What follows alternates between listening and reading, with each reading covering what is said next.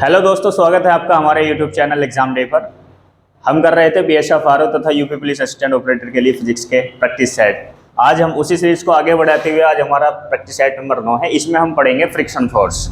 ठीक है, friction force अर्थात घर्षण बल। घर्षण बल, ठीक है, फ्रिक्शन फोर्स किसे कहते हैं? Friction force. ठीक है, किन्हीं दो सतहों के बीच लगने वाला वह बल जो वस्तु की गति का विरोध करता है। ठीक है, किन्हीं दो सतहों के बीच लगने वाला वह बल जो किसी वस्तु की गति का विरोध करता है। जैसे चित्र से देखो इसको आप, माना कि ये कोई सतह है भाई, ठीक है, इस पर कोई वस्तु है, ये हमने मान लिया कि ये कोई वस्तु है। ठीक है, ये वस्तु की सतह है और एक ये दूसरी सतह, दो सतह आपस में स्पर्श है। तो घर्षण बल में सतह एक दूसरे को स्पर्श करती है। सतह एक दूसरे को स्पर्श करती है। ठीक है, एक तो ये बात ध्यान रखनी है, घर्षण बल में सतह एक दूसरे को स्पर्श करती है। मान लिया कि आपने इस बल पर F बल लगाया। कितना बल लगाया? F बल लगाने से पहले एक और देखिए, जब आप वस्तु यहां रखे थे तो वस्तु नीचे की ओर भार लगाती है, वस्तु नीचे की ओर भार लगाती है mg, और सतह ऊपर की ओर अभिलंब प्रतिक्रिया बल लगाती है वस्तु पर, जिसे हम नॉर्मल या n से या r से भी प्रदर्शित करते हैं। ठीक है, n से भी या r से भी प्रदर्शित करते हैं। तो इसे तो कहते हैं हम अभिलंब प्रतिक्रिया बल। अभिलंब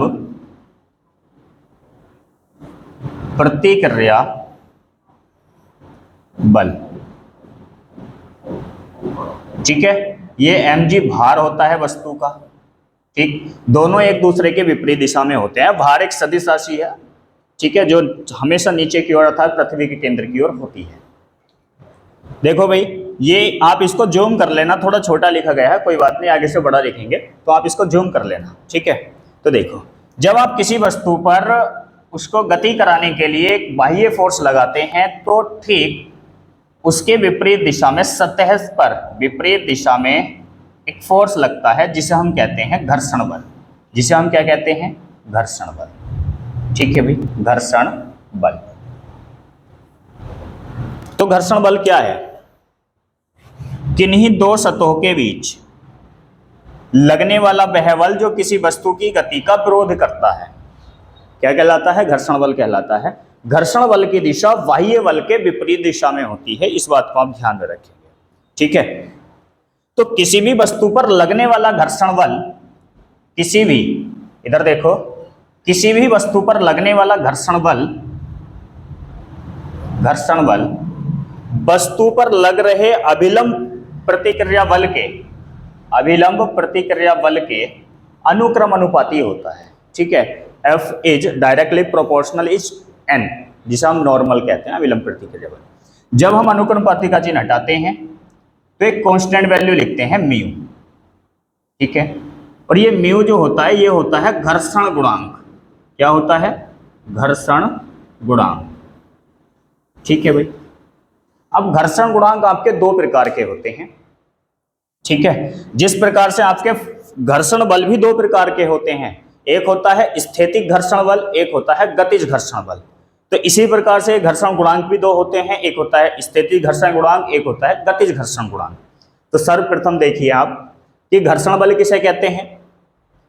घर्षण बल किन्हीं दो सतहों के बीच, जब सतह एक दूसरे को स्पर्श कर रही है, किन्हीं दो सतहों के बीच लगने वाला वह बल जो किसी वस्तु की गति का विरोध करता है। इन्हीं, मान लीजिए कि ऊपर वाली वस्तु गति करने वाली थी तो नीचे वाली सतह ने उसका क्या किया? उसकी गति का विरोध किया, अर्थात उसको रोकने की कोशिश की। तो कोशिश तो वो विपरीत दिशा में करेगी, तो विपरीत दिशा में लगता है घर्षण बल। बाह्य बल ये लग रहा है F।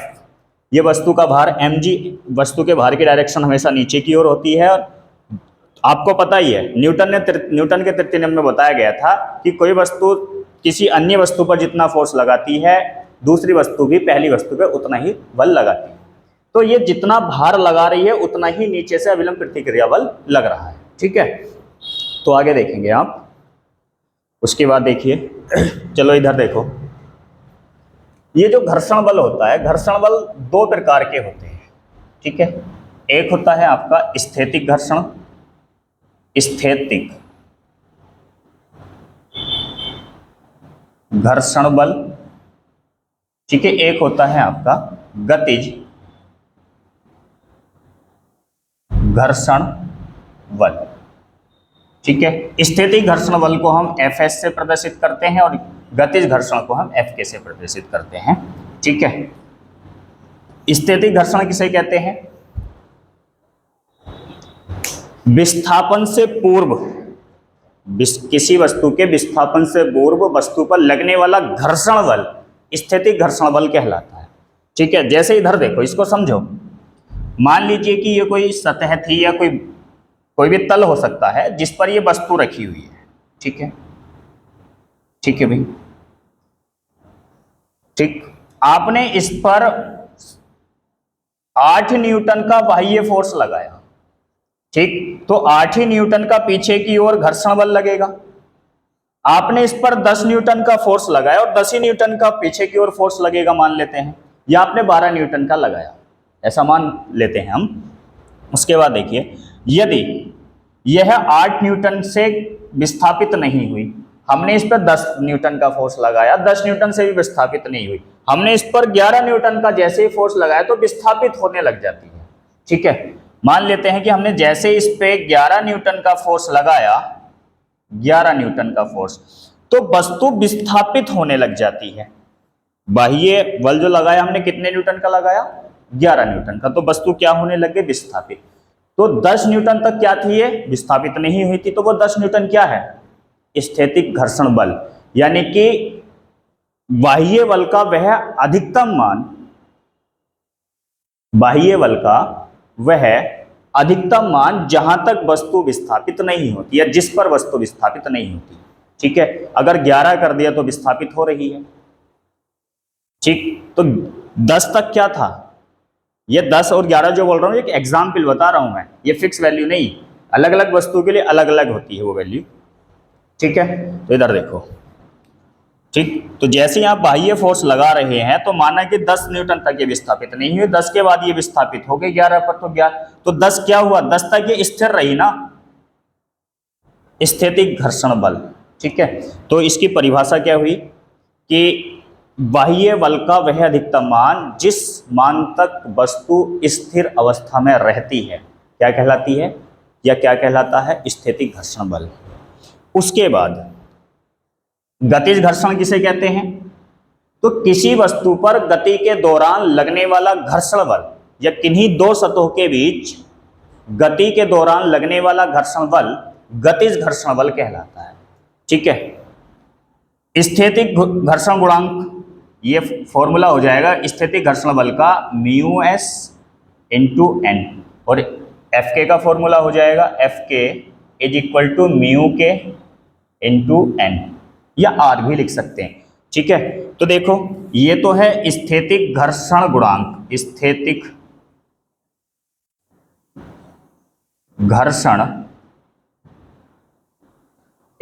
घर्षण गुणांक, ठीक है भाई। और ये है गतिज घर्षण गुणांक, गतिज घर्षण गुणांक, ठीक है। अब स्थैतिक घर्षण गुणांक या घर्षण गुणांक किसे कहते हैं? तो घर्षण गुणांक म्यू बराबर हो जाएगा F/n, जिसे मैं लिख सकता हूं, देखो घर्षण गुणांक म्यू बराबर हो गया F/m। तो ये एक परिभाषा अगर हमें इसकी बनानी है तो क्या होगा? किन्हीं दो सतहों के बीच लगने वाला घर्षण बल तथा अभिलंब प्रतिक्रिया बल के अनुपात को घर्षण गुणांक कहते हैं। तो वैसे ही क्या हो जाएगा? स्थैतिक घर्षण गुणांक जिसे हम μs से प्रदर्शित करते हैं, तो μs बराबर हो जाएगा Fs/n, ठीक है। ये Fs स्थैतिक, तो यहां से μs की परिभाषा हो जाएगी किन्हीं दो सतहों के बीच का स्थैतिक घर्षण गुणांक उन दो सतहों के बीच लगने वाला स्थैतिक घर्षण बल तथा अभिलंब प्रतिक्रिया बल के अनुपात को स्थैतिक घर्षण गुणांक कहते हैं। ऐसे ही μk = हो जाएगा Fk/n। तो यहाँ से ये परिभाषा आप बना सकते हैं, यहाँ तक कोई समस्या नहीं है। ऐसे ही आप इसकी परिभाषा बना लेंगे कि किन्हीं दो सतहों के बीच गतिज घर्षण गुणांक, दोनों सतहों के बीच लगने वाले गतिज घर्षण बल तथा अभिलंब प्रतिक्रिया बल के अनुपात को गतिज घर्षण गुणांक कहते हैं, जिसे म्यू के से प्रदर्शित करते हैं। आगे देखिए, उसके बाद आगे देखिए,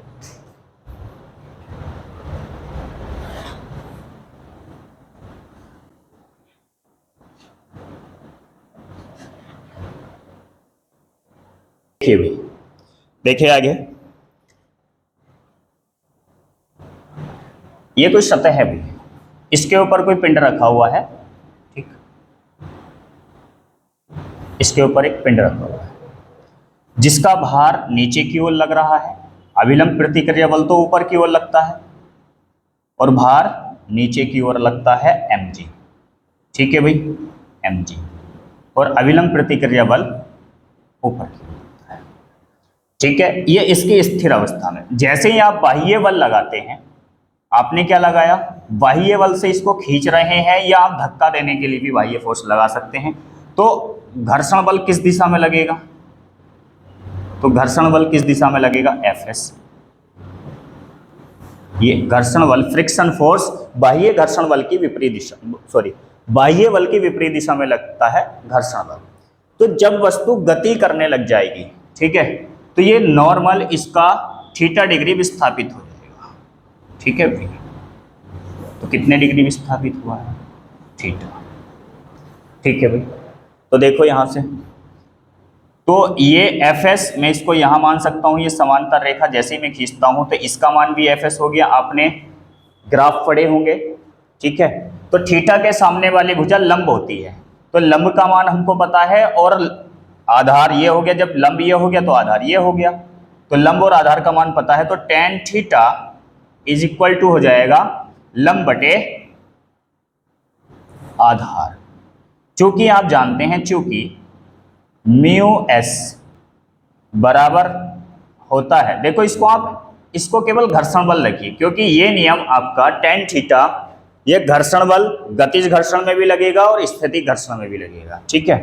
तो म्यू बराबर हो जाएगा F अपॉन n, ये अभी मैंने उधर बताया था, घर्षण गुणांक म्यू बराबर होता है घर्षण बल बटे अभिलंब प्रतिक्रिया बल। तो tan theta is equal to क्या हो जाएगा, tan थीटा बराबर हो जाएगा म्यू, ठीक है, ये कि tan थीटा बराबर हो जाएगा म्यू, स्थिति घर्षण गुणांक, सॉरी घर्षण गुणांक। अब ये दो प्रकार से हम इसको लिख सकते हैं, tan थीटा बराबर म्यू एस स्थिति घर्षण गुणांक के पद में, और दूसरा tan थीटा बराबर म्यू के गतिज घर्षण गुणांक के पद में, ठीक है। तो आप इसको दो प्रकार से लिख सकते हैं। तो ये कोण हो गया, आपसे पूछा जाए घर्षण कोण ज्ञात कीजिए, तो घर्षण कोण कितना हो जाएगा, tan इनवर्स। तो मैं इसको किस प्रकार से लिख सकता हूं, tan इनवर्स, तो थीटा बराबर tan इनवर्स म्यू, ठीक है। हम घर्षण कोण भी ज्ञात कर सकते हैं। तो ये घर्षण कोण था, घर्षण कोण। तो देखो, सबसे पहले आपने पढ़ा घर्षण परिभाषा, घर्षण के प्रकार, स्थैतिक घर्षण और गतिज घर्षण, उसके बाद पढ़ा आपने घर्षण कोण, ठीक। उसके बाद देखिए आप आगे देखिए,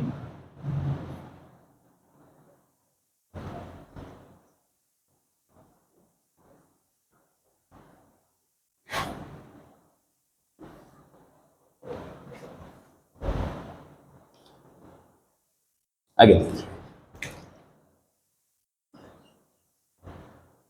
घर्षण बल दो प्रकार का होता है, ठीक है। एक होता है आपका स्थैतिक घर्षण बल, एक क्या होता है आपका स्थैतिक घर्षण बल, और दूसरा क्या होता है आपका गतिज घर्षण बल, गतिज घर्षण बल, ठीक है भाई।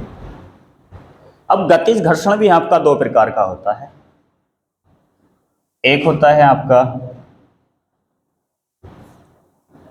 लौटनिक घर्षण, लौटनिक घर्षण बल, जिसको आप कहते हैं रोलिंग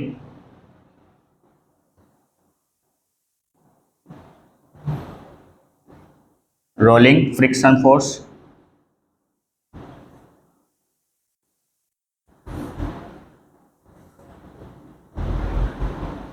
ठीक है। एक होता है आपका सर्पी घर्षण, सर्पी घर्षण बल, ठीक है।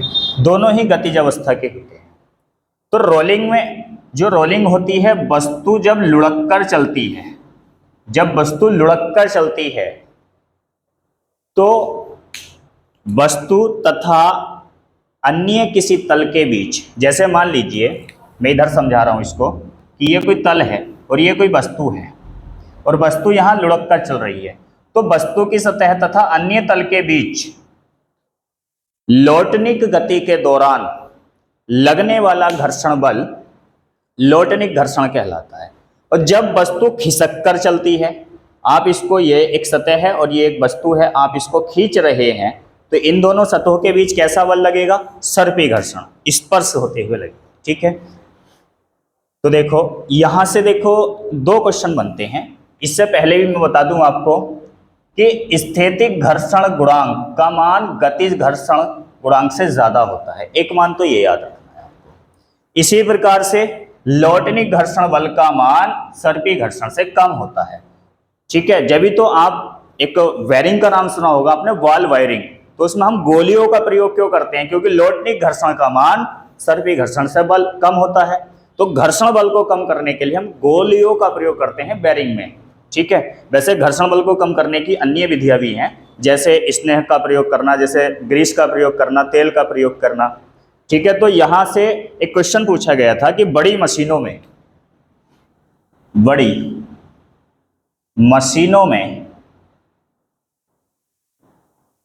किस स्नेहक का प्रयोग किया जाता है? प्रयोग किया जाता है, ठीक है। या ये पूछेगा कि बड़ी मशीनों में किस स्नेहक का प्रयोग किया जाता है, ये पूछेगा कि मशीनों में अधिक समय तक घर्षण बल को कम करने के लिए किस स्नेहक का प्रयोग किया जाता है। यह पूछ लेगा अधिक समय तक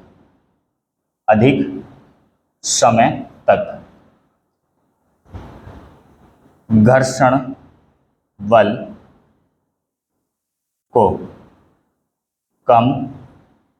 करने के लिए किस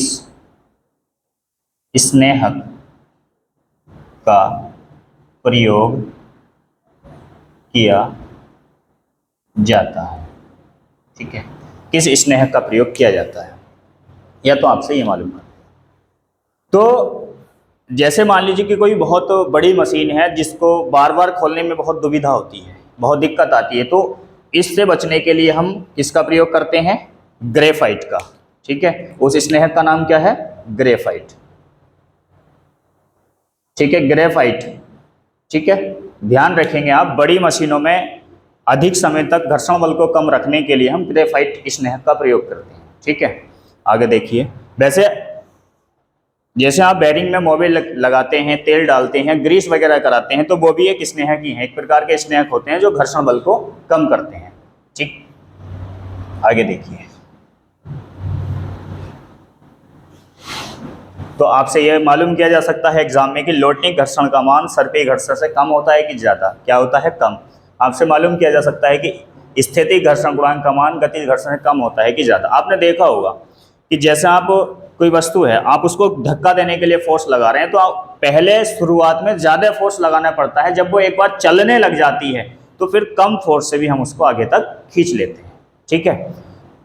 जब तक वो स्थिर है, तो स्थिर अवस्था में कौन सा स्थैतिक गुणांक होता है, कौन सा घर्षण बल लगता है? स्थैतिक घर्षण बल।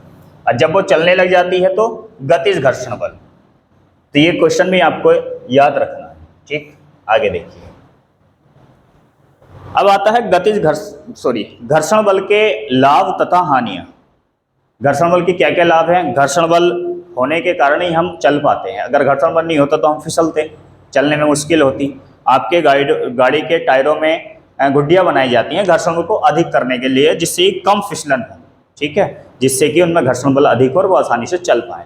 और घर्षण बल अधिक होने से क्या हानि हो सकती है, तो आपने देखा होगा कि जहां घर्षण बल अधिक होता है, जैसे कि आपका कोई मशीन है उसमें स्नेह कम हो गया या घर्षण बल ज़्यादा लग रहा है, तो उसको चलाने के लिए ज़्यादा फ्यूल खर्च होगा, ज़्यादा एनर्जी की जरूरत पड़ेगी, तो वहाँ एनर्जी लॉस बेवजह हो जाएगी। ठीक है, तो इस चीज़ को आप ध्यान में रखेंगे। ठीक, एक और ध्यान रखना है, जो आपका ये होता है घर्षण गुणांक।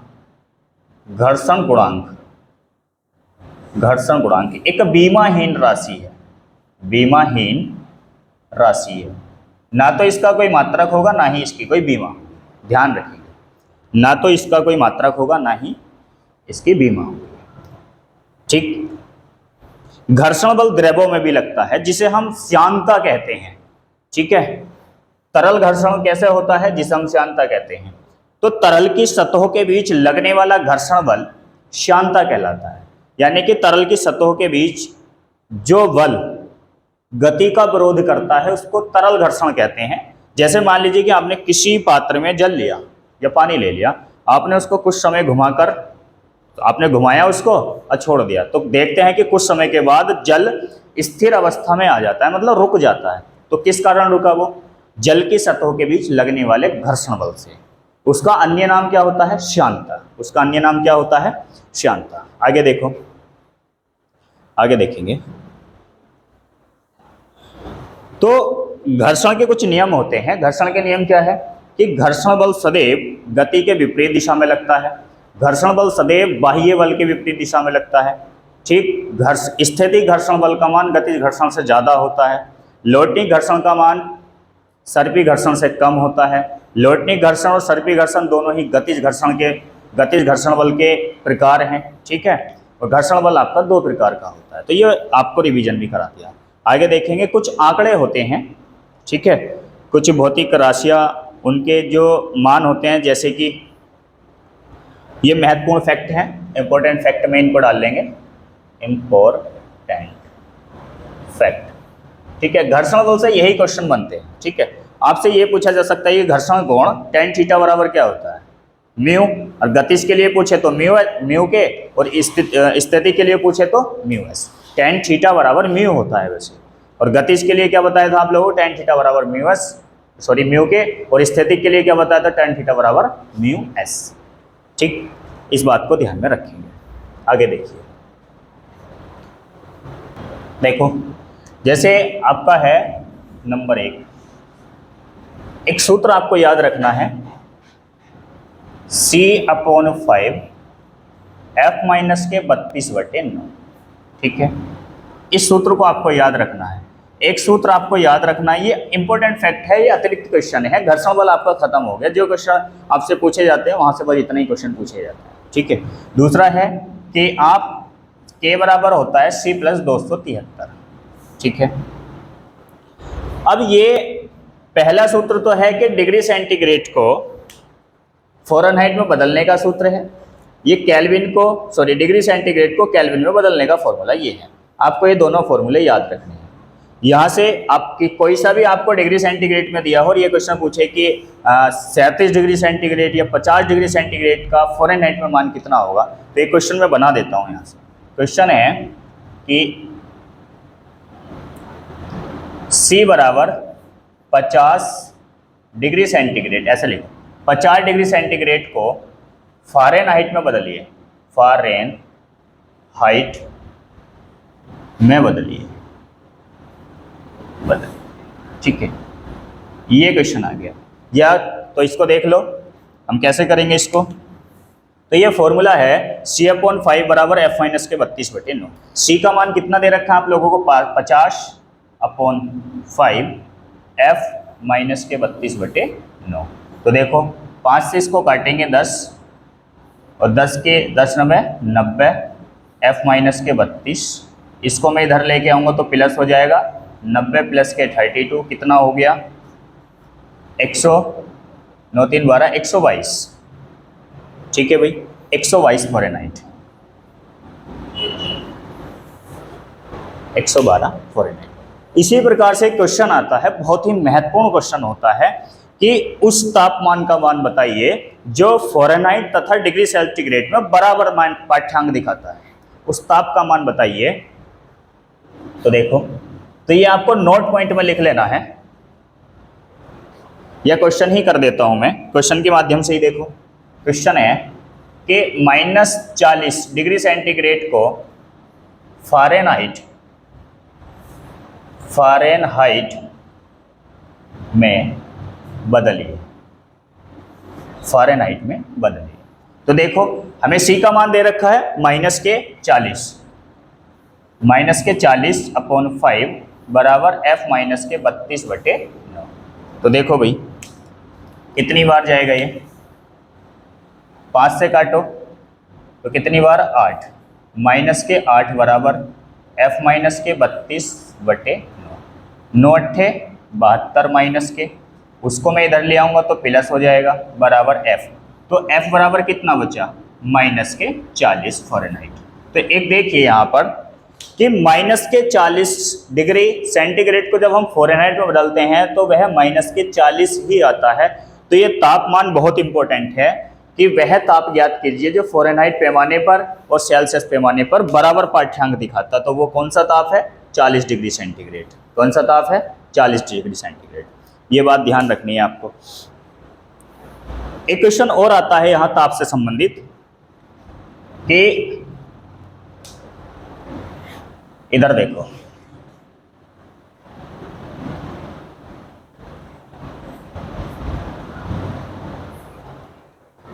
आपको याद रखना है ये जो K लिखा है ये है केल्विन पैमाना, केल्विन पैमाना, ठीक है, ये केल्विन है।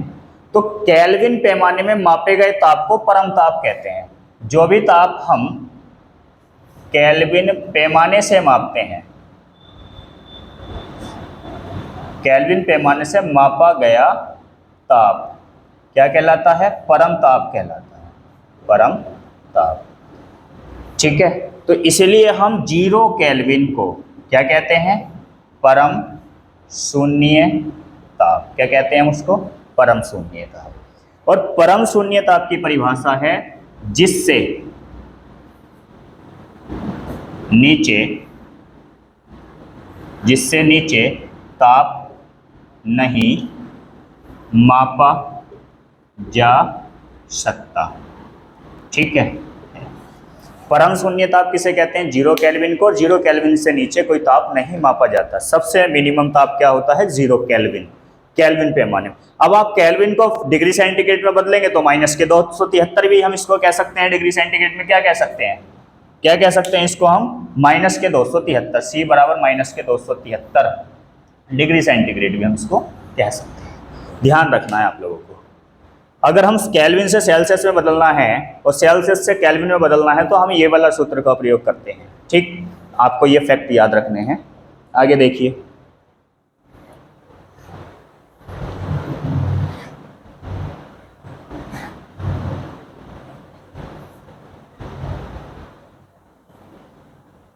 ठीक है।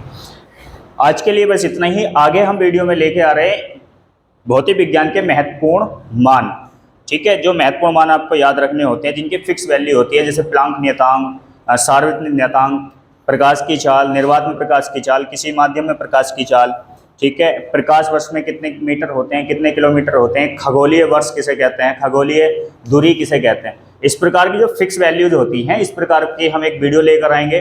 तो जुड़े रहे हमसे। एक महत्वपूर्ण क्लास आपके लिए बहुत ही ज़्यादा महत्वपूर्ण होगी, जो BSF-RO का पेपर आ रहा है, ठीक है। तो आप देख सकते हैं BSF-RO के लिए और यूपी पुलिस असिस्टेंट ऑपरेटर के लिए ये आपके लिए एक सुनहरा मौका होगा एक जॉब पाने का, ठीक है। बहुत ही आसान तरीके से आप पेपर में स्कोर कर पाएंगे फिजिक्स को लेकर, ठीक। और हम जो ला रहे हैं UPSSC पैट का बैच बहुत जल्दी लॉन्च कर रहे हैं, ठीक है। तो जुड़े रहे हमसे। यूपी पुलिस कांस्टेबल का भी बैच हम ला रहे हैं, तो हमारी प्लेलिस्ट में जाकर बैच को चेक कर सकते हैं, ठीक है। बहुत जल्दी उसको हम अनाउंस करेंगे और आपके लिए वो फ़ायदा होगा, ठीक। तो धन्यवाद।